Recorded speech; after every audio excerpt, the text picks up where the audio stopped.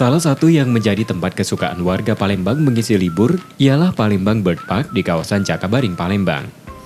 Di tempat ini, pengunjung bisa melihat aneka jenis burung dari berbagai spesies dan ukuran. Tak hanya burung, pengunjung juga bisa menemukan berbagai jenis reptil seperti iguana dan kura-kura. Untuk melihat secara langsung beragam satwa, pengunjung hanya dikenakan tiket masuk Rp50.000. Sempat ditutup di awal pandemi merebak, wahana Palembang Bird Park baru kembali dibuka akhir Juni lalu. Namun jumlah kunjungan memang tidak seramai sebelum pandemi. Saat libur panjang sepekan terakhir, jumlah pengunjung sempat meningkat 400 hingga 500 orang dalam sehari.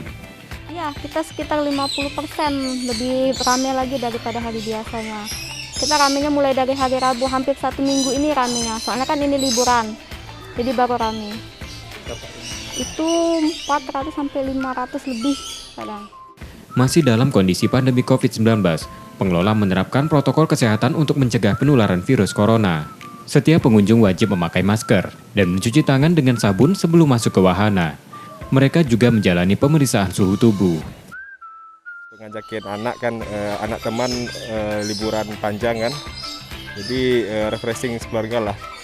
Pas baru masuk cuci tangan pakai sabun, terus dikasih semprot hand sanitizer sama pakai masker. Enggak deh, kan kita ngikutin protokol dari pemerintah.